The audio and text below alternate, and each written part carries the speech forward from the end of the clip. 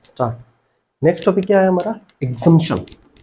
अब एग्जम्पशन का मतलब क्या होता है ये समझते हैं हम पहले, कि किसी भी चीज की लाइबिलिटी आपके ऊपर बन रही थी, बट आप किसी स्पेशल कैटेगरी में फॉल कर रहे हो, जिसकी वजह से जो ऑब्लिगेशन थी वो आपको फुलफिल नहीं करनी पड़ रही है, तो उसको बोलते हैं हम एग्जम्पशन।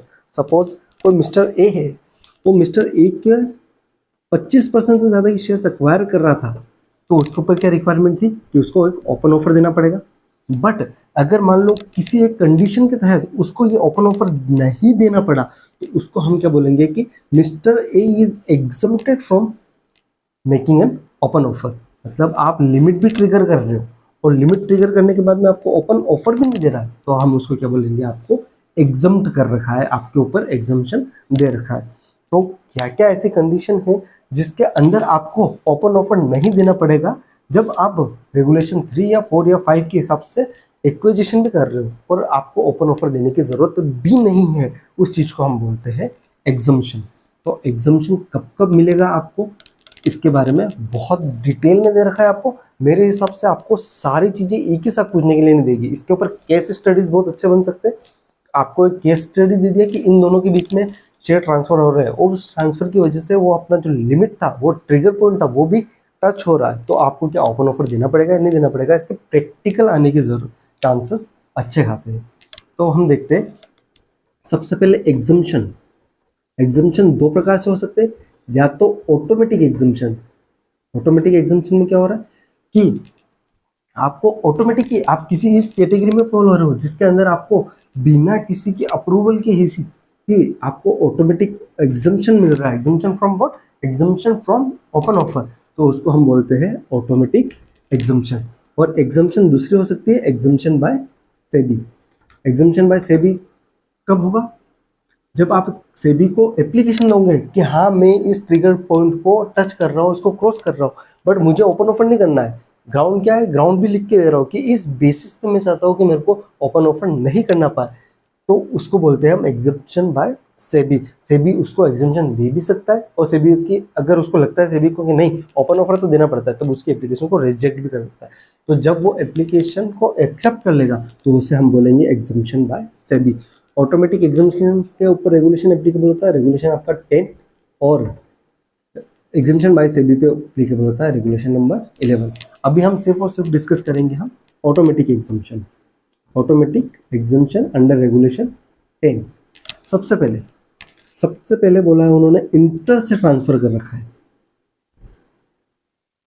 इंटर से ट्रांसफर का मतलब आपस ही आपस में ट्रांसफर कर रखा है। इंटर से ट्रांसफर अपने इंट्रा स्टेट, इंटर स्टेट ये पढ़ा होगा जीएसटी में।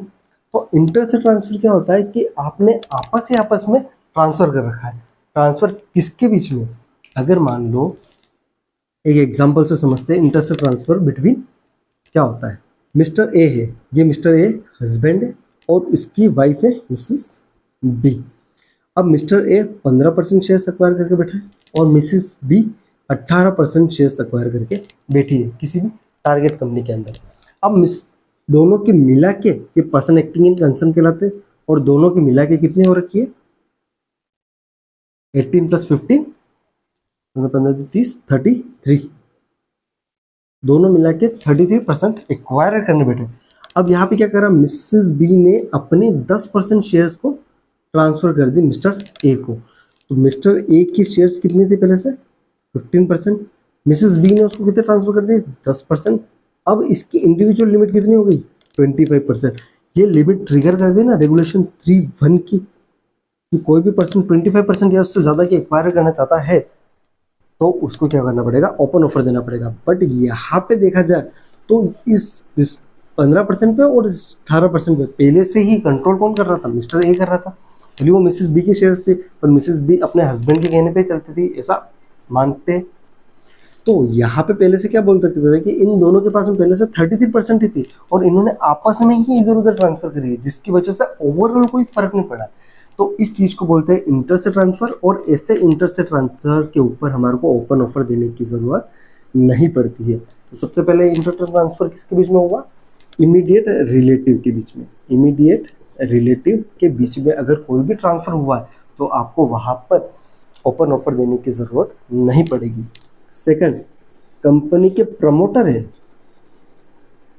उन प्रमोटर ने आपस में ही शेयर्स बांट दिए। एबीसी लिमिटेड प्रमोटर है उसका मिस्टर ए, मिस्टर बी, इन दोनों ने ही आपस में शेयर्स अपने आप को इधर उधर बांटे या सेल करे, तो वहां पे भी आपका इंटरेस्ट ट्रांसफर कहलाएगा और वहां पे भी आपको ऑटोमेटिक एग्जम्पशन मिल जाएगी।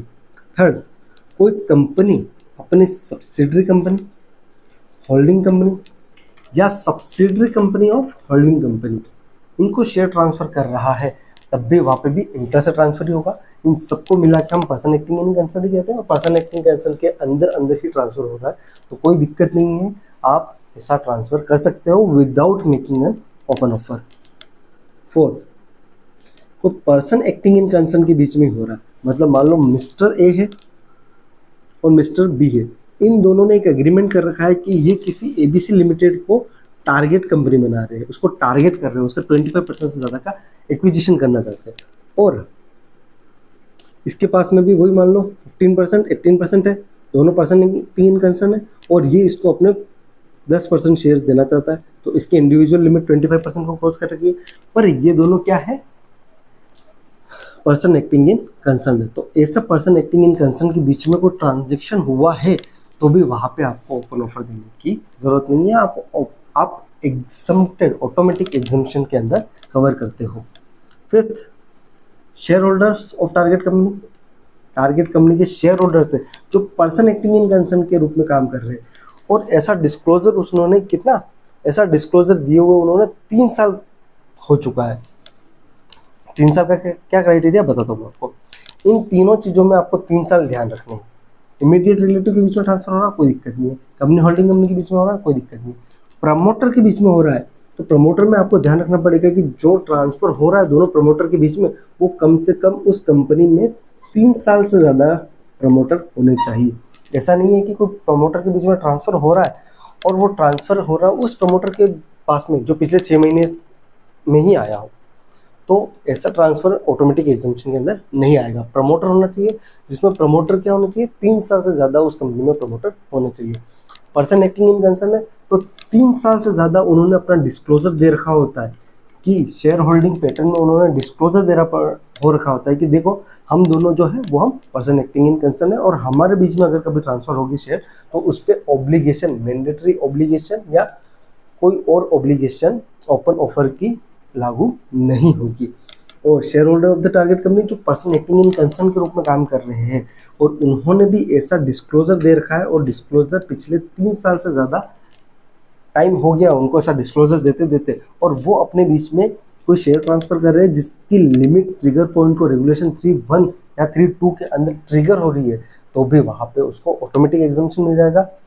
फर्स्ट क्या है, इंटरेस्ट ट्रांसफर इमीडिएट रिलेटिव के बीच में, प्रमोटर के बीच में जो 3 साल से ज़्यादा की प्रमोटर है, फिर company subsidiary company holding company या होल्डिंग कंपनी ऑफ सब्सिडरी या फिर subsidiary company of holding company, इनके बीच में ट्रांसफर हो रहा है, या पर्सन एक्टिंग इन कंसर्न जो 3 साल से ज़्यादा का डिस्क्लोजर दे चुके हैं, या share holder of the target company जो 3 साल से ज़्यादा बता चुके हैं कि हम पर्सन एक्टिंग इन कंसर्न है, इनके बीच में ट्रांसफर हो रहा है, तो कोई दिक्कत नहीं है, आप आराम से ट्रांसफर कर सकते हो। आपको ओपन ऑफर देने की कोई रिक्वायरमेंट नहीं आती है, आप ऑटोमेटिक एग्जम्पशन में कवर हो जाते हो। नेक्स्ट होता है ऑर्डिनरी बिजनेस के अंदर किसी का काम ही यही है कि शेयर्स एक्वायर करना, और वो एक्वायर कर रहा है 25% से ज़्यादा, या किसी फाइनेंशियल ईयर में 5% से ज़्यादा एक्वायर कर रहा है, तो क्या वहाँ पे मैंडेटरी ओपन ऑफर की रिक्वायरमेंट लागू होगी? नहीं, वहाँ पे भी मैंडेटरी ओपन ऑफर की रिक्वायरमेंट लागू नहीं होगी। ये बात कर रहे हैं हम मैंडेटरी ओपन ऑफर की एग्जम्पशन के अंदर। वॉलंटरी ओपन ऑफर के अंदर एग्जम्पशन, अरे वॉलंटरी ऑफर तो आप खुद की मर्जी से दे रहे थे ना, उसमें तो आपकी लिमिट भी ट्रिगर नहीं हो रही थी, और आप अपनी खुद की मर्जी से दे रहे थे, तो आपकी खुद की मर्जी से ओपन ऑफर दे रहे हो और बोल रहे हो कि नहीं मेरे को एग्जम्पशन चाहिए। अरे आपकी खुद की मर्जी से तो आपने ओपन ऑफर दिया, आप ओपन ऑफर ही मत दो तो आपके ऊपर एग्जम्पशन ही लागू नहीं होगा। आप अपनी मर्जी से दे रहे हो और बोल रहे हो कि नहीं मेरे को तो ओपन ऑफर नहीं देना, तो आपने वॉलंटरी ऑफर ही क्यों दिया? वॉलंटरी ऑफर दिया तो वहाँ पे आपको लॉजिकली सोचे तो जहाँ पे वॉलंटरी ऑफर दे रहे हैं तो वहाँ पे आप खुद चाह रहे हो कि ओपन ऑफर देवे, तो वहाँ पे आपको एग्जम्पशन की बात ही नहीं करते।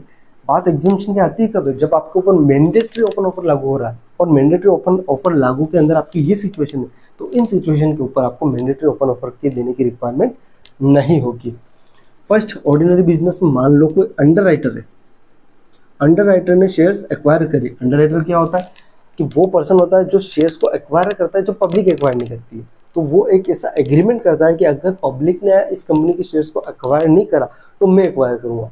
तो पहले से ये बंदा ऐसे एक ऑब्लिगेशन के अंदर तो है ही है जहाँ उसको कंपलसरी एक्वायर करना ही करना है। तो सपोज मान लो किसी कंपनी ने 1 लाख शेयर्स को इशू करा और 100% अंडर राइटर करा मिस्टर ए ने, तो इस कंपनी की 60,000 पब्लिक ने ही सब्सक्राइब करा, तो बाकी के 40,000 किसको कंपलसरी एक्वायर करना पड़ेगा? इस अंडर राइटर को। तो ये अंडर राइटर जैसे ही 40,000 करेगा तो ये 40% ऑफ शेयर्स एक्वायर कर रहा है जो 25% की लिमिट को ट्रिगर कर रही है।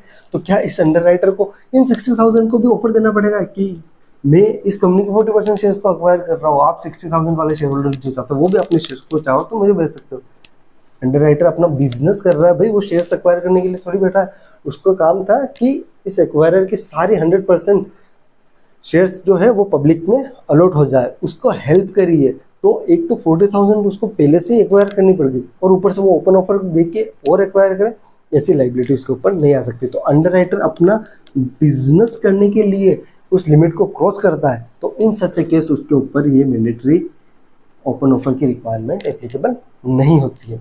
सेकंड, कोई मर्चेंट बैंकर है, वो merchant banker as a market making कर रहा है और मार्केट मेकिंग के लिए उसने 25% की लिमिट या 5% की लिमिट क्रॉस करी, तो वहाँ पे भी उसको एग्जम्पशन मिल जाएगा। मार्केट मेकिंग क्या है? मार्केट मेकिंग शायद तक आपके सिलेबस में नहीं है, बट किसी एक टॉपिक में सारे जो आपके यूज़ होते हैं वर्ड, जैसे मार्केट मेकिंग हो गया, ग्रीन शू ऑप्शन हो गया, और जितने भी सारे टॉपिक रहते हैं जो आपके अंदर लिख रखे पर डिस्क्राइब नहीं कर रखे, तो एक अलग से सेपरेट वीडियो बना दूंगा, मैं उनमें ये सब चीज़ें डिस्कस कर दूंगा। तो यहाँ पे आपको एग्जाम्पशन क्या मिलेगी? कोई मर्चेंट बैंकर है, वो 25% की लिमिट को क्रॉस कर रहा है और वो शेयर्स एक्वायर कर रहा है अंडर मार्केट मेकिंग, तो उसको ओपन ऑफर देने की कोई रिक्वायरमेंट नहीं है। वही मर्चेंट बैंकर जब स्टेबिलाइजिंग एजेंट के तौर पर अपॉइंट हो रहा है और उस स्टेबिलाइजिंग एजेंट के अंदर वो 25% की लिमिट को ट्रिगर कर रहा है, तभी उसको ओपन ऑफर देने की ज़रूरत नहीं है। फोर्थ, अगर मान लो कोई स्टॉक ब्रोकर है, वो स्टॉक ब्रोकर का काम क्या होता है कि वो क्लाइंट के बिहाफ पे शेयर्स को एक्वायर करता है किसी भी कंपनी की। अगर मान लो यहाँ पे कोई स्टॉक ब्रोकर क्लाइंट के बिहाफ पे शेयर्स को एक्वायर कर रहे हैं और वो ट्रिगर कर रहे हैं लिमिट रेट को, तो यहाँ पे भी स्टॉक ब्रोकर को क्या है? एग्जम्पशन दी गई है। स्टॉक ब्रोकर का खुद का कोई कंट्रोल नहीं उस कंपनी के ऊपर, वो क्लाइंट के बिहाफ पे खरीद रहा है, तो वहाँ पे इसको ओपन ऑफर देने की ज़रूरत नहीं है। फिफ्थ, अगर कोई शेड्यूल कमर्शियल बैंक है जिसका बिजनेस ही यही है कि लोग कंपनी अपने शेयर्स को हमारे पास गिरवे रखे, हम उसके बदले लोन देवे, तो जो गिरवे रख रही है शेयर्स, उन गिरवे शेयर्स का लिमिट 25% से ज़्यादा क्रॉस हो रही है, तो क्या उस शेड्यूल कमर्शियल बैंक का इंटेंशन था उस टारगेट कंपनी को एक्वायर करना? नहीं, उनका सिर्फ था कि जो लोन दे रहे हैं हम, लोन के ऊपर हमारे को सिक्योरिटी मिले, security in the form of shares में भी, और शेयर्स इतने 25% से ज़्यादा की लिमिट को क्रॉस कर रही है, तो इन सच ए केस भी क्या होगा? वहाँ पे ऑटोमेटिक एग्जम्पशन मिल जाएगा उस शेड्यूल कमर्शियल बैंक को और उसको ओपन ऑफर देने की कोई ज़रूरत नहीं पड़ेगी। कोई रजिस्टर्ड मार्केट मेकर है जो स्टॉक एक्सचेंज के साथ में रजिस्टर्ड है, वो शेयर्स एक्वायर कर रहा है और ट्रिगर कर रहा है लिमिट को, तब भी वहाँ पे उसको ऑटोमेटिक एग्जम्पशन मिल जाएगा। या फिर कोई इन्वोकेशन ऑफ प्लेज वगैरह करिए किसी शेड्यूल कमर्शियल बैंक ने, तो ये मैंने आपको पॉइंट में बता दिया। और या फिर कोई शेड्यूल कमर्शियल बैंक है जो एस्क्रो अकाउंट के तौर पे काम कर रहा है और उस एस्क्रो अकाउंट के तौर पर उसको शेयर्स मिले। अब इसको इन डिटेल बताता हूँ मैं, जैसे कि कोई एक्वायर था, एबीसी लिमिटेड थी, मान लिया हमारी एक्वायर थी, उन्होंने मोड ऑफ पेमेंट क्या रखा? शेयर्स देने के लिए, कि वो किसी एक पीक्यूआर लिमिटेड को एक्वायर कर रहे हैं, तो उस पीक्यूआर लिमिटेड के शेयर होल्डर को उस पीक्यूआर लिमिटेड की शेयर्स के बदले अपनी कंपनी की शेयर्स देंगे। तो उसको क्या करना पड़ेगा? वो एस्क्रो अकाउंट में शेयर्स को जमा कराना पड़ेगा। तो किसी शेड्यूल कमर्शियल बैंक के साथ में उसने एस्क्रो अकाउंट ओपन कराया, उस एस्क्रो अकाउंट में उसने खुद की कंपनी की शेयर्स को कि 25% से ज़्यादा की शेयर्स को उस शेड्यूल कमर्शियल के नाम पे प्लेस कर दी। तो इन सच केस उस शेड्यूल कमर्शियल बैंक को ऐसा ओपन ऑफर देने की ज़रूरत नहीं पड़ेगी, वो सिर्फ और सिर्फ एज अ सिक्योरिटी रख रहा हुआ है उसके ऊपर। तो यहाँ पे जब 25% की लिमिट क्रॉस हो जाएगी तो उस 25% की लिमिट क्रॉस होने के ऊपर कोई ऑब्लिगेशन नहीं रहेगा। तो यहाँ पे हमने क्या पढ़ा, ऑर्डिनरी बिजनेस के अंदर, ऑर्डिनरी बिजनेस में कोई अंडरराइटर है, मर्चेंट बैंकर है, एज अ मार्केट मेकिंग कर रहा है, कोई merchant banker as a stabilising agent appoint हुआ है, कोई भी स्टॉक ब्रोकर है जो क्लाइंट के बिहाफ पे शेयर्स एक्वायर कर रहा है, शेड्यूल कमर्शियल बैंक है जो स्क्रॉ अकाउंट ओपन कर रखा है, शेड्यूल कमर्शियल बैंक है जो प्लेज वगैरह क्रिएट कर रही है, या फिर कोई भी रजिस्टर्ड मार्केट मेकर है जो कि स्टॉक एक्सचेंज के साथ में रजिस्टर्ड है, उस केस में भी उसको मार्केट मेकिंग करनी नहीं पड़ेगी। तो दो चीज़ों में अपने ने पढ़ा जहाँ पे हमारे को ऑटोमेटिक एग्जम्पशन मिलता है, वो है फर्स्ट इमीडिएट रिलेटिव के बीच में, और उसके बाद में है ऑर्डिनरी कोर्स ऑफ बिजनेस के अंदर कोई एक्विजिशन कर रहा है। तो थर्ड आ जाता है कि अगर मान लो किसी भी एक्वायरर ने एक्विजिशन करा और फर्स्ट एक्विजिशन के अंदर ही लिख दिया कि मैं सेकंड एक्विजिशन भी करूंगा, तो उस सब्सिक्वेंट एक्विजिशन के लिए उसको ओपन ऑफर की रिक्वायरमेंट नहीं लागू होगी। उसने पब्लिक अनाउंसमेंट में पहले ही लिख दिया कि मैं बाद में भी इस कंपनी के शेयर्स को सब्सिक्वेंटली शेयर्स को एक्वायर करूंगा, ऐसा उसने पहले वाले ही एक्विजिशन के पब्लिक अनाउंसमेंट में लिख दिया। इन सच ए केस उसको ऑटोमेटिक एग्जम्पशन मिल जाएगा। नेक्स्ट, स्कीम्स के अंदर सपोज मान लो स्कीम, सिक्का पढ़ा होगा आपने, सिक इंडस्ट्रियल कंपनीज एक्ट। सिक्का में क्या होता था कि कोई कंपनी वगैरह मर रही है तो उस कंपनी को कंपलसरी, कोई स्ट्रॉन्ग कंपनी को गवर्नमेंट ऑर्डर देती थी कि कंपलसरी आप ये कंपनी डूबने वाली है, इस कंपनी को आप एक्वायर कर लो। तो गवर्नमेंट ऐसी स्कीम बनाई थी जिसके अंदर क्या था कि जो कंपनी मर रही है उसको इस एक्ट के तहत कोई दूसरी strong company, financially strong company, जो मैंने आपको बताया था फ्रेंडली टेक ओवर में, फ्रेंडली टेक ओवर में क्या था, वहाँ पे एक फाइनेंशियली स्ट्रॉन्ग कंपनी किसी फाइनेंशियली वीक कंपनी को एक्वायर कर रही थी, उसे बोलते थे हम बेल आउट टेक ओवर। तो बेल आउट टेक ओवर के अंदर ये सिक्का कवर होता है। सिक्का के अंदर आपको किसी कंपनी को, किसी फाइनेंशियली वीक कंपनी की सारी शेयर्स को एक्वायर करनी पड़ी तो उसके अंदर उसको ओपन ऑफर देने की रिक्वायरमेंट नहीं रहती है। नेक्स्ट, अगर मान लो कोई scheme of merger and amalgamation है, स्कीम ऑफ अरेंजमेंट बोल सकते हैं, स्कीम ऑफ अरेंजमेंट के अंदर कोई आपको मर्जर आ गया, एक्विजिशन आ गया, डीमर्जर आ गया, ये सारी स्कीमें, इस स्कीम के तहत हमारी जो टारगेट कंपनी है वो टारगेट कंपनी आइदर ट्रांसफरर होगी या ट्रांसफररी होगी। तो ऐसा कोई केस है जहाँ पे मर्जर हो रहा है, एक्विजिशन हो रहा है, अमलगमेशन हो रहा है, जहाँ पे हमारी टारगेट कंपनी ट्रांसफरर है या ट्रांसफररी है और वहाँ पे मैंडेटरी ओपन ऑफर की रिक्वायरमेंट आ रही है, तो इन सच अ केस हमारे को ओपन ऑफर देने की रिक्वायरमेंट नहीं होगी, आप कवर होंगे ऑटोमेटिक एग्जम्पशन के अंदर। तो कोई भी ऐसी स्कीम है, उस स्कीम के तहत आप शेयर्स एक्वायर कर रहे हो और अपनी लिमिट को 25% की लिमिट को या फिर 5% इन अ ईयर, इस लिमिट को क्रॉस कर रहे हो, तब आपको वहाँ पे ओपन ऑफर की रिक्वायरमेंट नहीं रहेगी। अब इसी का एक और केस भी है, कोई स्कीम ऑफ अरेंजमेंट है, उस स्कीम ऑफ अरेंजमेंट में क्या कर रखा है कि हमारी जो टारगेट कंपनी है वो ना तो ट्रांसफरर है ना ट्रांसफररी है, तो इसमें एडिशनल कंडीशन में दे दी। पहले स्कीम ऑफ अरेंजमेंट में क्या पढ़ा था हमने, पहले स्कीम ऑफ अरेंजमेंट में क्या पढ़ा था, हमारी टारगेट कंपनी या तो ट्रांसफरर है या ट्रांसफररी है, तब हमारे को ओपन ऑफर की रिक्वायरमेंट लागू ही नहीं होगी। बट यहाँ पे क्या डिस्कस कर रहे हैं, जहाँ पे हमारा ट्रांसफर कंपनी ना तो ट्रांसफरर है ना ट्रांसफरी है, तो उसमें एडिशनल दो कंडीशन और दे दी। इसके साथ में एडिशनल दो कंडीशन और दे दी कि एक तो स्कीम ऑफ अरेंजमेंट होनी चाहिए, प्लस दो कंडीशन और है, ये अगर फुलफिल हो गई तो आपको ऑटोमेटिक एग्जम्पशन मिल जाएगा, अगर नहीं फुलफिल हुई तो आपको ऑटोमेटिक एग्जम्पशन नहीं मिलेगा। तो वहाँ पे रिक्वायरमेंट क्या दी गई थी कि जो कंसिडरेशन पेड हो रहा है उस कंसिडरेशन में 25% कंसिडरेशन से ज़्यादा कैश इन्वॉल्व है। मतलब अगर 100 रुपये देने हैं तो 25% से ज़्यादा मैं कैश में पेमेंट कर रहा हूँ, ऐसा स्कीम ऑफ अरेंजमेंट है वो। प्लस इसके साथ में एंड, जहाँ पे मेरे ट्रांसफरी कंपनी के 100 शेयर होल्डर थे, उन 100 शेयर होल्डर में से 33% शेयर होल्डर हमारे नई कंपनी में भी शेयर होल्डर है। मतलब स्कीम ऑफ अरेंजमेंट हो रहा है, कोई मर्जर वगैरह हो रहा है, मान लो सपोज एक एग्जांपल लेते हैं, मर्जर के ले लेते हैं।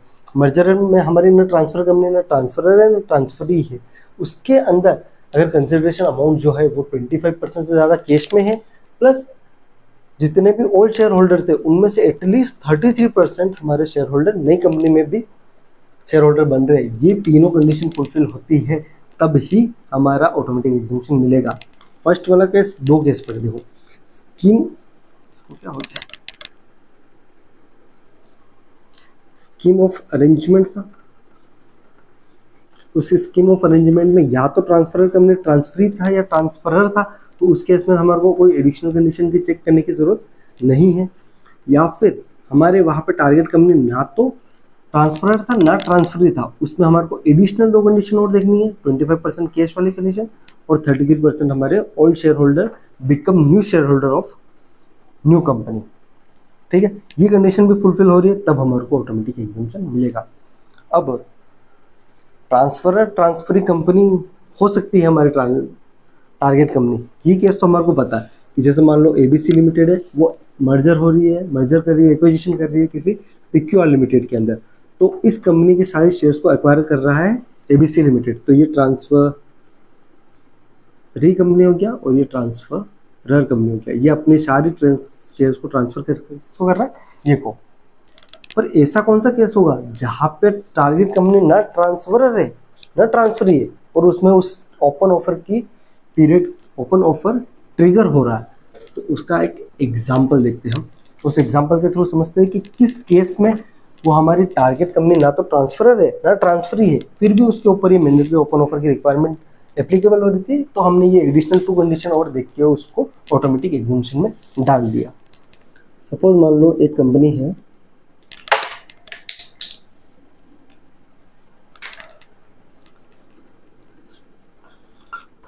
एबीसी लिमिटेड, एक कंपनी है पीक्यूआर लिमिटेड, एक कंपनी है XYZ लिमिटेड। अब XYZ लिमिटेड की कंपनी के शेयर्स 20% शेयर्स एक्वायर कर रखे हैं पीक्यूआर लिमिटेड है, और उस कंपनी के 15% शेयर्स एक्वायर कर रखे हैं एबीसी लिमिटेड ने। अब क्या हुआ, इन दोनों कंपनी का एक्विजिशन हुआ, इन दोनों कंपनी का सपोज मान लो मर्जर हुआ, तो इस मर्जर के तहत जितनी भी शेयर होल्डिंग थी पीक्यूआर की, उस शेयर होल्डिंग ट्रांसफर हो गई एबीसी लिमिटेड को। तो एबीसी लिमिटेड के पास में अब शेयर्स कितने आ गए XYZ लिमिटेड के, पहले से वो 15% होल्ड करता था और पीक्यूआर लिमिटेड के साथ में एक मर्जर होने के बाद में उसके पास में पीक्यूआर लिमिटेड की 20% शेयर्स भी किसको आ गई, एबीसी लिमिटेड को। तो इन सच ए केस अब एबीसी लिमिटेड के पास में 35% शेयर्स है XYZ लिमिटेड के ऊपर, जो कि क्रॉस कर रहे हैं 25% के लिमिट के ऊपर। तो इस केस में हमारी जो टारगेट कंपनी थी जिसके अंदर 25% की लिमिट ट्रिगर हो गई, उस वो तो ना तो ट्रांसफरर कंपनी थी ना ही वो ट्रांसफरी कंपनी थी।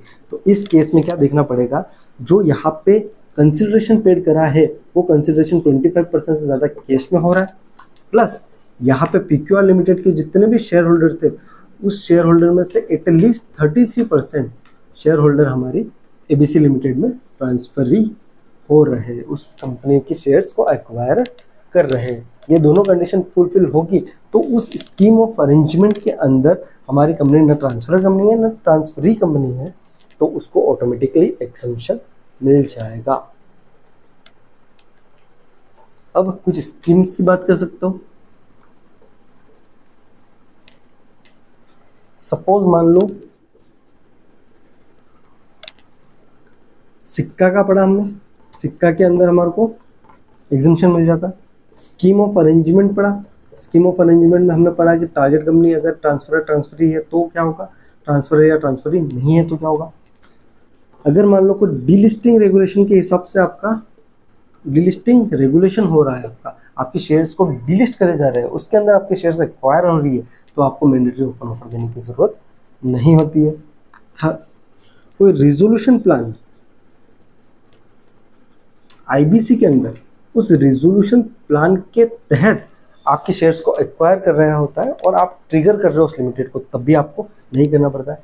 आईबीसी के अंदर क्या होता है कि कोई कंपनी मतलब लिक्विडेट वगैरह हो रही है, वाइंडिंग अप में जा रही है, ऐसा कुछ हो रहा है, तो उस कंपनी का एक्विजिशन कराते हैं, किसी और को बोलते हैं कि हाँ आप इस कंपनी के शेयर्स को एक्वायर कर लो। तो ऐसा कोई रिजोल्यूशन प्लान बनाया हुआ है जिस प्लान के तहत किसी एक्वायरर को 25% से ज़्यादा की शेयर्स मिल रही है किसी टारगेट कंपनी की, और वो ऑर्डर किसने दिया है, आईबीसी के एक्ट के तहत वो ऑर्डर दिया गया है। तो इन सच केस भी आपका क्या होगा, आपका ऑटोमेटिकली एग्जम्पशन में आ जाओगे।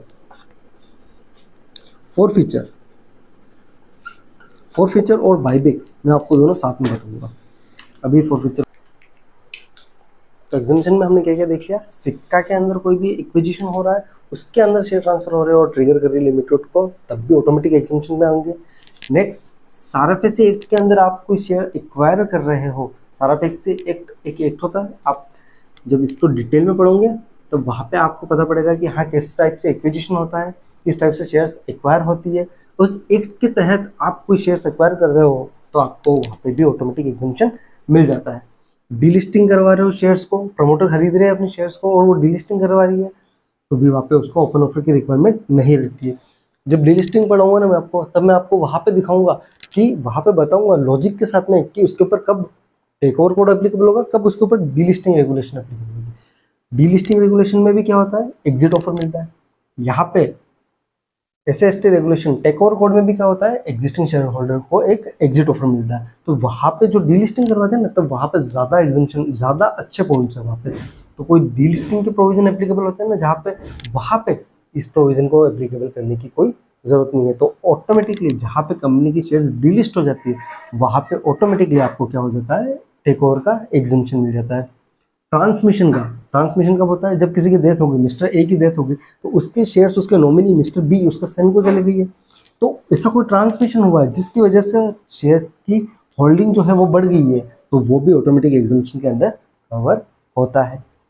Fourth, conversion of equity shares with superior voting right. ये बहुत अच्छा कॉन्सेप्ट है, इसको थोड़ा डिटेल में पढ़ते हैं। ये मतलब ऊपर वाले जो पॉइंट थे इनमें मैं ज़्यादा क्या समझाऊँ, आपको याद ही रखने पड़ेंगे इन चीज़ों को, और एक्ट के तहत ही है।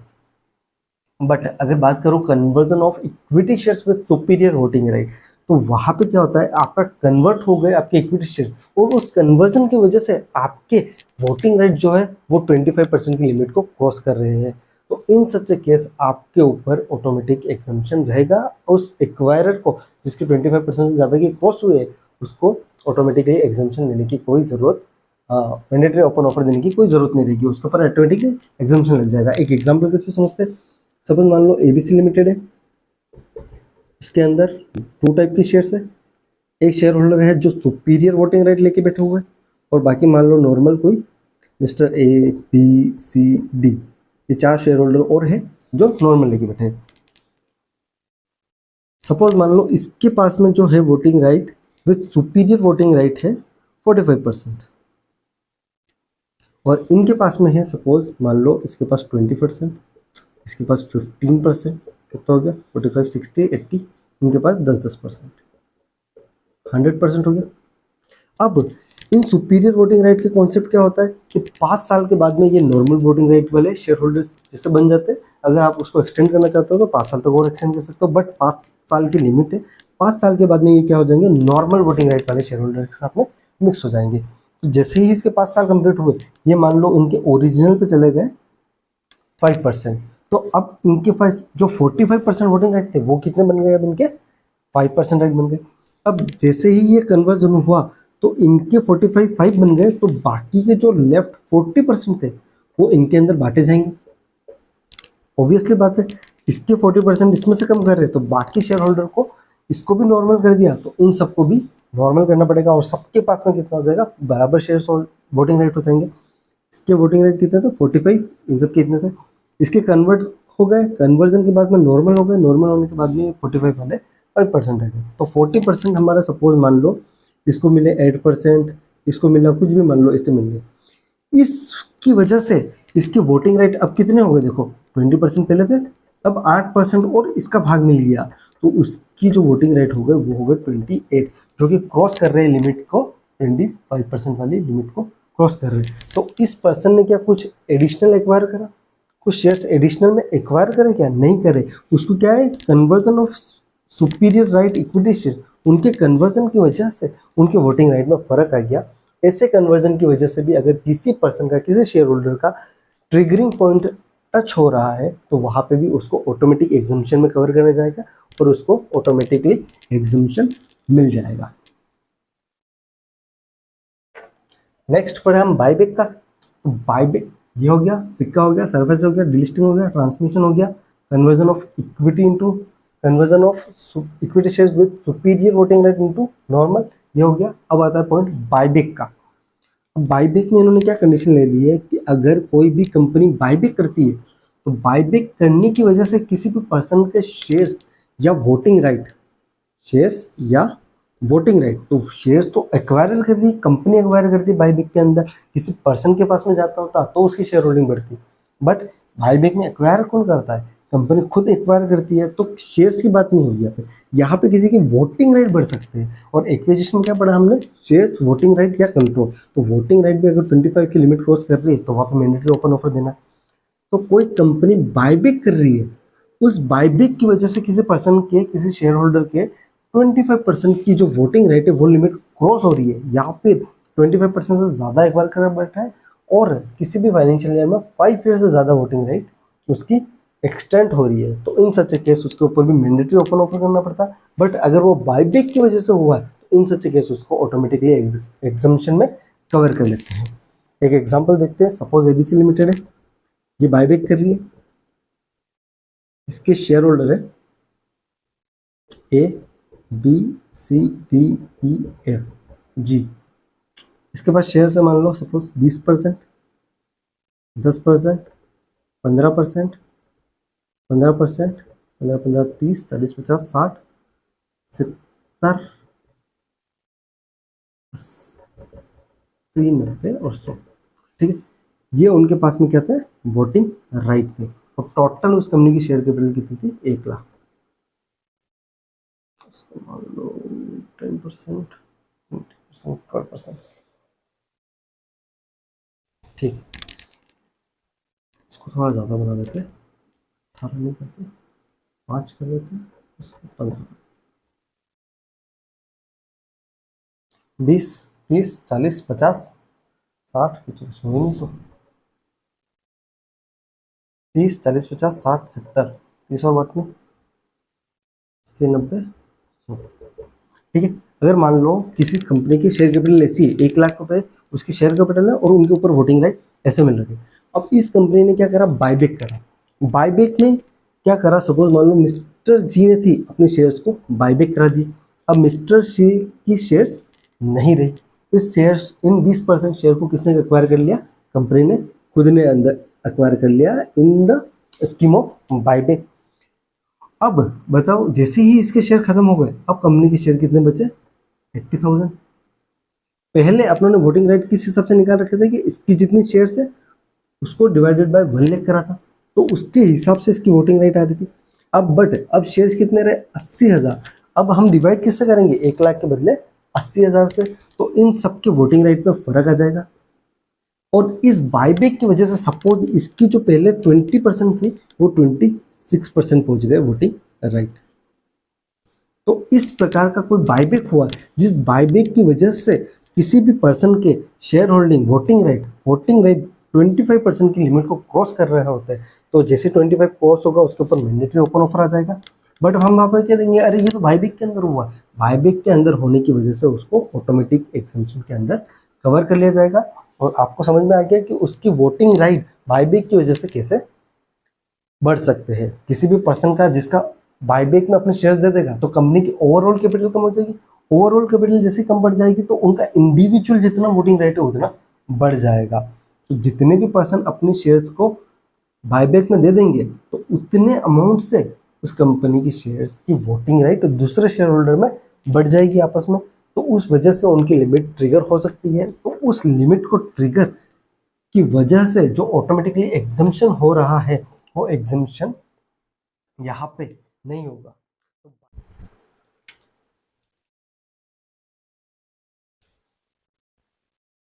बायबैक हो रहा था, बायबैक में एडिशनल कंडीशन क्या देखनी पड़ती है कि अगर मान लो 25% की लिमिट उसकी ट्रिगर हो गई, वोटिंग राइट उसके बढ़ गए, किसकी वजह से, बायबैक की वजह से, तो जो शेयर होल्डर है जिसकी लिमिट बढ़ रही है वो एक अंडरटेकिंग साइन कर रहा है कि जिस दिन से उसकी वोटिंग राइट 25% को क्रॉस हो रही है उस दिन के 90 डेज के अंदर अंदर वो अपनी एडिशनल वोटिंग राइट वाली शेयर्स को बेच देगा और वापस किस कैटेगरी में आ जाएगा, विद इन 25 वाली कैटेगरी में। अगर मान लो कोई भी शेयर होल्डर है जिसकी वोटिंग राइट है वो बढ़ रही है 25% से ज़्यादा है, तो वो शेयर होल्डर क्या बोल रहा है कि मैं 90 डेज के अंदर अंदर अपनी वापस वोटिंग राइट कितनी कर रहा हूँ, 25% के अंदर कर रहा हूँ, तो उस पर्सन को क्या हो जाएगा, ऑटोमेटिकली एग्जम्पशन मिल जाएगी। या फिर उस पर्सन जिस शेयर होल्डर का वोटिंग राइट बढ़ रहा है 25% से ज़्यादा का, उसका रेजोल्यूशन में वोट देखा जाएगा। अगर मान लो कंपनी ने एसआर पास कर रखा हुआ तो एसआर में कहीं उसने फेवर में वोट तो नहीं कर रखा है, फेवर में वोट करा है तो एग्जम्पशन नहीं मिलेगा, अगेंस्ट में वोट करा है तो उसको मिल जाएगा। तो हमारे को उसको देखना है कि उस शेयर होल्डर ने जिसका वोटिंग रेट 25% से ज़्यादा हो रहा है उस पर्सन ने किसी एसआर पास हुआ है तो एसआर में फेवर में वोट तो नहीं दिया, या बीआर पास हुआ है तो बीआर में फेवर में वोट तो नहीं दिया है। अगर ये कंडीशन इनमें से दोनों में से कोई भी एक कंडीशन फुलफिल हो जाती है तो वहाँ पे उसको ऑटोमेटिकली एग्जम्पशन मिल जाएगा। विद इन 90 डेज वो अपने शेयर्स कितने कर देगा, वापस 25% कर देगा। या फिर अगर एसआर पास करा है तो एसआर में उसने अगेंस्ट में वोट दिया है, या फिर बीआर पास करा है तो बीआर में अगेंस्ट में वोट दिया है। अब शेयर होल्डर तो कर ही नहीं सकता बीआर में। अब एक चीज डिस्कस कर लेता हूँ कि हाँ बीआर कब पास करना पड़ेगा और एसआर कब पास करना पड़ेगा। जब कंपनी बायबैक कर रहा है with in 10% of its paid up share capital तो वहाँ पे बिजनेस बोर्ड रेजोल्यूशन से काम चल जाएगा, वहाँ पे एसआर पास करने की जरूरत ही नहीं है। और अगर उस लिमिट से ज़्यादा का बायबैक हो रहा है, 10% से ज़्यादा का बायबैक हो रहा है, तो इन सच केस उस कंपनी को क्या करना पड़ेगा, शेयर होल्डर की अप्रूवल लेनी पड़ेगी। तो उस शेयर होल्डर की अप्रूवल ली है अगर मान लो, और वहाँ पे किसी शेयर होल्डर का वोटिंग रेट 25% से ज़्यादा हो रहा है, तो उसका वोट देखा जाएगा कि उस स्पेशल रेजोल्यूशन में उसने वोट क्या कर रखा है, फेवर में कर रखा है तो नहीं मिलेगा, अगेंस्ट में कर रखा है तो मिल जाएगा। पर अगर मान लो बात करें कि कंपनी ने बायबैक करा विद इन 10% और उसमें बोर्ड रेजोल्यूशन ही पास करा, तो हम उसका शेयर होल्डर का वोट कैसे देखेंगे, शेयर होल्डर ने तो बोर्ड रेजोल्यूशन में वोट ही नहीं करा होगा, वोट किसने करा होगा, डायरेक्टर ने। बोर्ड रेजोल्यूशन होता है किसके लिए, डायरेक्टर के लिए, बोर्ड मीटिंग होती है, बोर्ड में डायरेक्टर होते हैं। तो यहाँ पे क्या देखा जाता है कि अगर वो शेयर होल्डर कंपनी का डायरेक्टर भी है, हो सकता है, हाँ हो सकता है, कोई कंपनी का शेयर होल्डर भी है प्लस उसने डायरेक्टरशिप भी ले रखी है, और ऐसा पर्सन उस बोर्ड मीटिंग में वोट कर सकता है, हाँ बिल्कुल कर सकता है। तो जिस पर्सन का 25% से लिमिट वोटिंग राइट क्रॉस हुआ है वो अगर डायरेक्टर भी है किसी कंपनी का और उस कंपनी ने बोर्ड रेजोल्यूशन पास करा है, तो उस बोर्ड रेजोल्यूशन में उस पर्सन ने, उस डायरेक्टर या शेयर होल्डर ने वोट अगेंस्ट में करा या फेवर में करा, फेवर में करा होगा तो ऑटोमेटिकली एग्जिम्पशन नहीं मिलेगा, अगेंस्ट में करा है तो उसको ऑटोमेटिकली एग्जिम्पशन मिल जाएगा। This is all over buyback. और बायबैक के सेम प्रोविजन एप्लीकेबल होते हैं फॉरफीचर के ऊपर भी।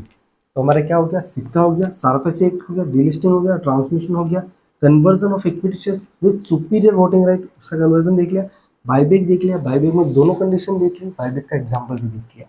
फॉरफीचर सेम बायबैक की तरह होता है। मान लो वहाँ पे हमने कंपनी शेयर बायबैक में क्या कर रखा, कंपनी ने शेयर्स को बायबैक कर ली, बट फॉरफीचर में क्या हो गया, कंपनी शेयर फॉरफिट कर रही है, तो ओवरऑल जो लिमिट होगी total share capital of A company वो भी डिक्रीज हो जाएगी। उस डिक्रीज की वजह से किसी की वोटिंग राइट क्रॉस कर जाते हैं लिमिट का, तो उस फॉरफीचर की वजह से जो लिमिट क्रॉस हुई है उस क्रॉस लिमिट के ऊपर मैंडेटरी ओपन ऑफर लागू नहीं होता, उसको भी ऑटोमेटिकली एग्जम्पशन के अंदर कवर कर लिया जाता है।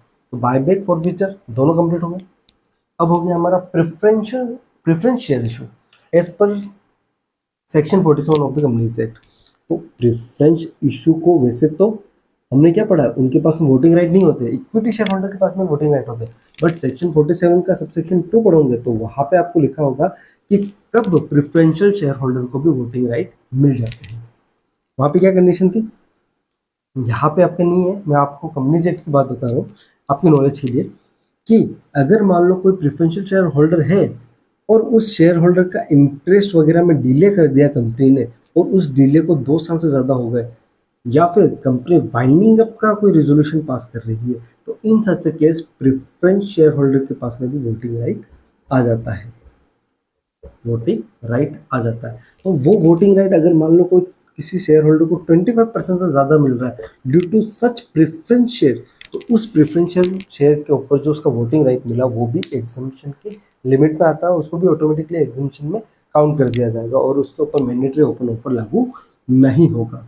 नेक्स्ट आता है प्रेफरेंशियल इशू, वो था प्रेफरेंस शेयर्स इशू, ये है प्रेफरेंशियल इशू। प्रेफरेंशियल इशू अपने ने आईसीडीआर रेगुलेशन में पढ़ रखा है।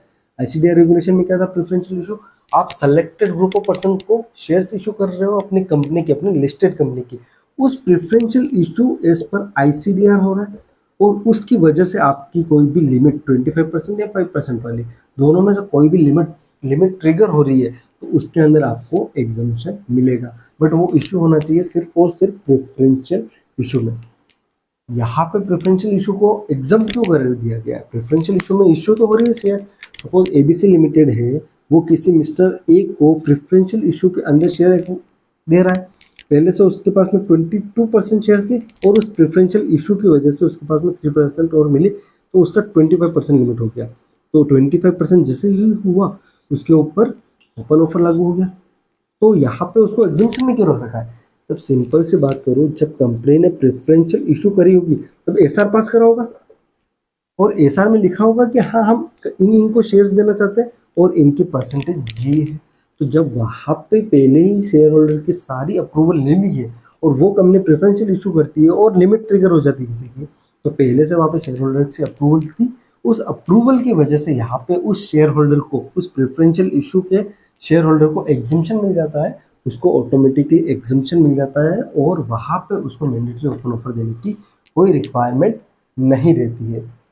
नेक्स्ट पॉइंट हमारा राइट इशू का। राइट इशू में भी दो चीज़ें कवर होती है।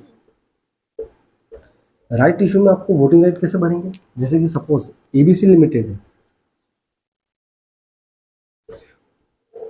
उसमें कोई शेयर होल्डर है मिस्टर ए, उसके पास में पहले से 24% शेयर्स पड़े हुए और उस कंपनी ने वो राइट इशू कर दिया और राइट इशू के अंदर उसको 2% शेयर्स और मिल गए, तो उसकी पोस्ट राइट इशू शेयर की वैल्यू कितनी हो गई 26%।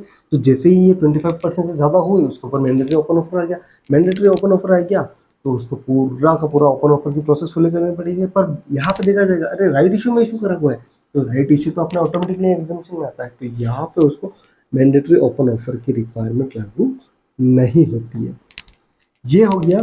अब राइट इशू भी दो प्रकार से है, इसमें भी दो कंडीशन दी गई है।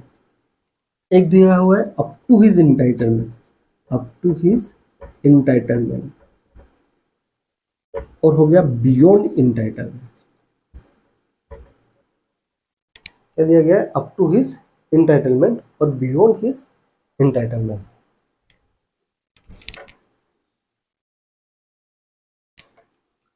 अगर मान लो कोई राइट इशू में उसकी लिमिट 25% से ज़्यादा हो रही है और वो खुद इंटाइटल था, 2% शेयर देते और 2% उसी के नाम पे थी और उसकी वजह से कोई भी मैंडेटरी ओपन ऑफर की रिक्वायरमेंट आ रही है तो वहाँ पे उसको एग्जम्पशन मिल जाएगा।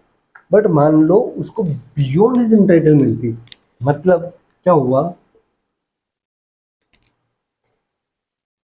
हुआ, कि जैसे मिस्टर ए है, इस मिस्टर ए के पास में 24% शेयर्स थे, इसको 1% खुद को अप टू हिज इंटाइटलमेंट, उसको खुद को अपने 24% वाली शेयर के ऊपर 1% का उसको राइट इशू मिला, प्लस उस कंपनी में कोई और शेयर होल्डर भी था, उसने बोला कि भाई मेरे को तो नहीं लेना, तुमको लेना है क्या? तो इसने बोला हाँ मेरे को लेना है, वहां से भी इसने 1% ले लिया, तो अप टू हिज इंटाइटलमेंट कितना लिया 1% और बियॉन्ड हिज इंटाइटलमेंट कितना लिया 1%। उसकी वजह से उसकी लिमिट कितनी हो गई 25% क्रॉस हो गई।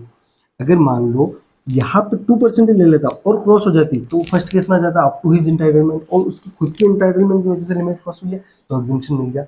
बट बियॉन्ड हिज इंटाइटलमेंट मतलब उसकी खुद की इंटाइटलमेंट प्लस दूसरों की इंटाइटलमेंट भी लेके उसका लिमिट क्रॉस हुई है, तो उस समय कब मिलेगा? उस समय के लिए दो कंडीशन बोल दी गई है। उस समय के लिए क्या बोल दिया गया कि दो कंडीशन फुलफिल हो जानी चाहिए, अगर ये कंडीशन फुलफिल होगी तभी उसको ऑटोमेटिकली एग्जम्पशन मिलेगा। फर्स्ट कंडीशन क्या दी उसमें कि उसका जितना खुद का इंटाइटलमेंट था वो उसने रिनाउंस नहीं करा होना चाहिए।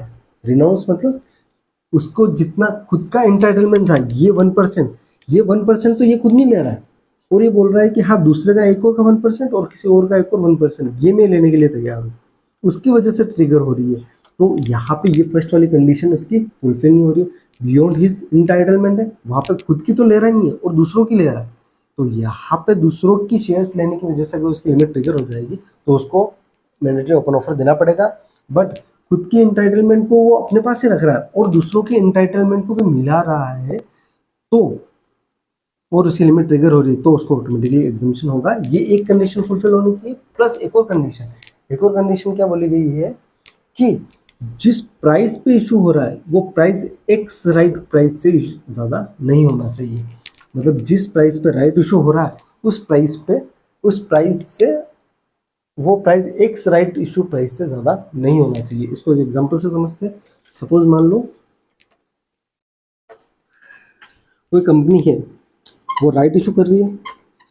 राइट इशू कब करती है कंपनी? अपने एग्जिस्टिंग शेयर होल्डर को करती है। अगर मान लो मेरी कंपनी के कोई एग्जिस्टिंग शेयर होल्डर से उनको मैं एक राइट इशू करना चाहता हूँ, तो राइट इशू को करूँगा, मैं उन शेयर होल्डर को खुश करना चाहता हूँ और उनको बोल रहा हूँ कि भाई आप हमारी कंपनी के इतने सालों से शेयर होल्ड करके बैठे हो, आपको मेरी तरफ से और शेयर्स दे रहे हो।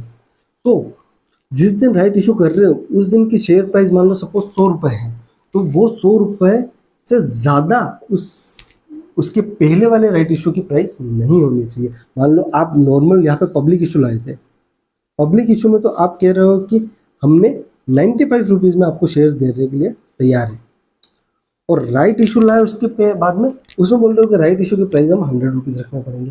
तो ऐसा होगा तो वहाँ पे ये सेकंड कंडीशन फुलफिल नहीं होगी और उसको ऑटोमेटिकली एग्जामिशन में काउंट नहीं होगा। लॉजिकली सोचो, पब्लिक को तो 95% में दे रहे हो, मतलब उन शेयर होल्डर को जो हमारी कंपनी के शेयर होल्डर ही नहीं है, उन पब्लिक को हम 95 रुपीज़ में इशू कर रहे हैं, और हमारे जो पहले से शेयर होल्डर लेके बैठे हुए हैं, शेयर होल्ड करके बैठे हुए, उनको आप 100 रुपये में दे रहे हो, ये तो नाइंसाफी होगी ना। तो इस वजह से क्या बोला गया है, इस प्रोविजन को रखा गया है कि आप राइट इशू में जो प्राइस रख रहे हो वो आपकी प्रायर प्राइस से कभी ज़्यादा नहीं होना चाहिए। तो दो कंडीशन, अगर बियॉन्ड हिज इंटाइटलमेंट जा रहा है राइट इशू और उसकी वजह से आपका ट्रिगर हो रहा है लिमिट, और उस ट्रिगर में आपको दो एडिशनल कंडीशन और देखनी है। क्या है? एक, खुद ने जिस पर्सन को जिसका खुद का राइट था वो इंटाइटल नहीं, वो रिनाउंस नहीं करा होना चाहिए, प्लस उसमें जो प्राइस है वो एक्स राइट प्राइस से ज़्यादा नहीं होनी चाहिए। अगर ये दोनों कंडीशन फुलफिल हो रही है तो आपका एग्जामिशन मिलेगा। राइट इशू में क्या है? अप टू हिज एंटाइटलमेंट, उसकी ट्रिगर हो रही लिमिट, कोई दिक्कत नहीं है। बियॉन्ड हिज एंटाइटलमेंट जा रहा है वो, तो दो कंडीशन एडिशनल और देखनी है, और दोनों कंडीशन एडिशनल फुलफिल हो जाती है तो उस सच केस में उसको ऑटोमेटिक एग्जामिशन मिल जाता है। नेक्स्ट दो टॉपिक है बच्चे, ज़्यादा बड़े नहीं है।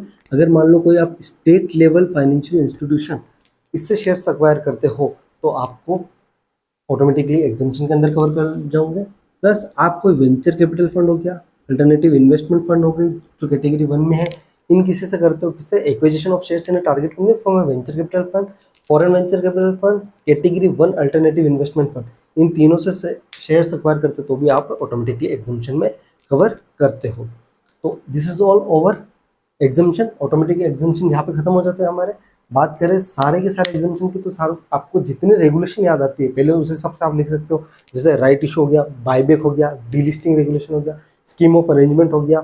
फिर आपको जो छोटे मोटे टॉपिक याद आते हैं जैसे फॉरफीचर हो गया, ट्रांसमिशन हो गया, फिर कन्वर्जन ऑफ इक्विटी राइट हो गया, प्रेफरेंशियल इशू हो गया, प्रेफरेंस इशू हो गया, इसकी वजह से हुआ, या फिर किसी एक्ट के तहत सारा फंसी सिक्का। फिर ऑर्डिनरी कोर्स ऑफ बिजनेस में अंडरराइटर हो गया, मर्चेंट बैंकर हो गया, वो शेड्यूल कमर्शियल बैंक हो गए, वो हो गए। या फिर इमीडिएट रिलेटिव के बारे में कि पर्सन एक्टिंग इन कंसर्न है, प्रोमोटर वगैरह है, हस्बैंड है, वाइफ है, पर्सन एक्टिंग इन कंसर्न हो गए सारे, उन सब के बीच में हुआ है तो भी आपको ऑटोमेटिकली एग्जामिशन मिलेगा। अब ऑटोमेटिकली एग्जामिशन मिल गया इसका मतलब ये नहीं है कि आपको ओपन ऑफर नहीं देना है, वो तो चीज़ समझ में आ गया, पर आपको एक रिपोर्ट ज़रूर देनी है। रिपोर्ट के लिए क्या बोला गया है कि अगर इमीडिएट रिलेटिव के बीच में ट्रांसफर हो रहा है, या फिर आप शेयर्स एक्वायर कर रहे हो SLFI से, स्टेट लेवल फाइनेंशियल इंस्टीट्यूशन से, या फिर आप फॉरेन वेंचर कैपिटल फंड या फिर category 1 of alternative investment fund, इनसे शेयर्स एक्वायर कर रहे हो, तो आपको एक्विजिशन से 4 days prior, 4 working day prior stock exchange को इंटीमेशन देनी पड़ेगी, उनकी अप्रूवल लेनी पड़ेगी। आफ्टर दैट ही आप वो शेयर्स को सेल या फिर एक्वायर कर सकते हो। और भले ऑटोमेटिकली एग्जामिशन कोई सा भी हो, इतने सारे एग्जामिशन पढ़े हमने, उसमें से कोई सा भी एग्जामिशन हो, वो एक्विजिशन हुआ है, उस एक्विजिशन की रिपोर्ट जाएगी स्टॉक एक्सचेंज के पास में। तो भाई अगर मान लो बाईबिक के अंदर किसी का लिमिट ट्रिगर हुई थी और उसको ऑटोमेटिकली एग्जामिशन दे दी, तो उस एक्वायरर को एक रिपोर्ट बनानी पड़ेगी और स्टॉक एक्सचेंज को देनी पड़ेगी कि मेरे ऊपर मैंडेटरी ओपन ऑफर आ रहा था, बट मैं इस ऑटोमेटिकली एग्जामिशन के अंदर कवर होता हूँ, इसलिए मैंने मैंडेटरी ओपन ऑफर नहीं दिया। ऐसी एक रिपोर्ट बना के स्टॉक एक्सचेंज को सबमिट करानी पड़ती है। ये हो गया सारे के सारे हमारे ऑटोमेटिक एग्जामिशन। अब नेक्स्ट छोटा सा टॉपिक है, ज़्यादा कुछ खास नहीं है उसमें। मेन तो आपका है ऑटोमेटिक एग्जामिशन। ऑटोमेटिक एग्जामिशन में आपको एक और बार बता देता हूँ, ऑटोमेटिक एग्जामिशन में क्या था, हमारे इमीडिएट रिलेटिव वाले आ गए, ऑर्डिनरी बिजनेस वाले आ गए, सब्सिक्वेंट एक्विजिशन वाला आ गया, बायबैक आ गया। बायबैक के अंदर दो चीज़ें थी, स्कीम ऑफ अरेंजमेंट आ गया, उसके अंदर भी दो चीज़ें थी, राइट इशू आ गया, उसके भी अंदर दो चीज़ें थी, डीलिस्टिंग रेगुलेशन आ गई, फॉर फीचर आ गया, प्रेफरेंशियल इशू आ गया, प्रेफरेंस शेयर्स को वोटिंग राइट मिल रहे हैं वो केस आ गया, ट्रांसमिशन वगैरह हो रहा है, वेंचर कैपिटल फंड वगैरह ये सारे हो गए, अल्टरनेटिव इन्वेस्टमेंट फंड वगैरह हो गए, इनसे एक्वायर कर रहे हैं, स्टेट लेवल फाइनेंशियल इंस्टीट्यूशन से एक्वायर कर रहे हैं। इन सारे केसेस में क्या होगा, हमारे को ऑटोमेटिकली एग्जामिशन मिल जाएगा। बात करूं मैं एग्जामिशन बाय सेबी, उसके ऊपर एप्लीकेबल होता है हमारा रेगुलेशन 11। कुछ ज़्यादा खास नहीं है। ऑटोमेटिकली एग्जामिशन में क्या था, हमारे को इस कैटेगरी में आए तो ऑटोमेटिकली हमारे को एग्जामिशन मिल गया। एग्जामिशन बाय सेबी में क्या बोला गया कि किसी भी एक्वायरर को जो उस लिमिट को ट्रिगर कर रहा है, उसको लगता है कि नहीं मेरा बेस ये है, इस रीज़न की वजह से मेरे को मैंडेटरी ओपन ऑफर नहीं देना पड़ेगा, तो वो रीज़न के साथ में एक सेबी को एप्लीकेशन फाइल करेगा, साथ में नॉन रिफंडेबल फीस होगी 1 लाख रुपीज़ की, वो फाइल करेगा, वो पे करेगा और सेबी को एप्लीकेशन देगा कि मैं मैंडेटरी ओपन ऑफर नहीं करना चाहता है। और सेबी उसकी एप्लीकेशन लेगा, उसको देखेगा, एनालाइज करेगा, अगर उसको लगता है तो वो एग्जामिशन दे सकता है। कोई भी एक्वायरर है वो सेबी को एप्लीकेशन देगा, सेबी को लगेगा कि हाँ इसकी एप्लीकेशन, इसके रीजन जो है एग्जामिशन के वो वैलिड है, तो वो उसको एग्जामिशन दे देगा। और अगर उसको लगता है कि नहीं उसका एग्जामिशन, उसका रीजन जो है वो नहीं है, उसको मैंडेटरी ओपन ऑफर देना पड़ेगा, पब्लिक का शेयर होल्डर की इंटरेस्ट की बात है, उनको इंटरेस्ट को प्रोटेक्ट करना है, तो उस केस में वो चाहे सेबी तो उसको एग्जामिशन नहीं दे सकेगा। इसके साथ में आपका पूरा का पूरा SEBI substantial acquisition and take over regulation 2011 खत्म होता है।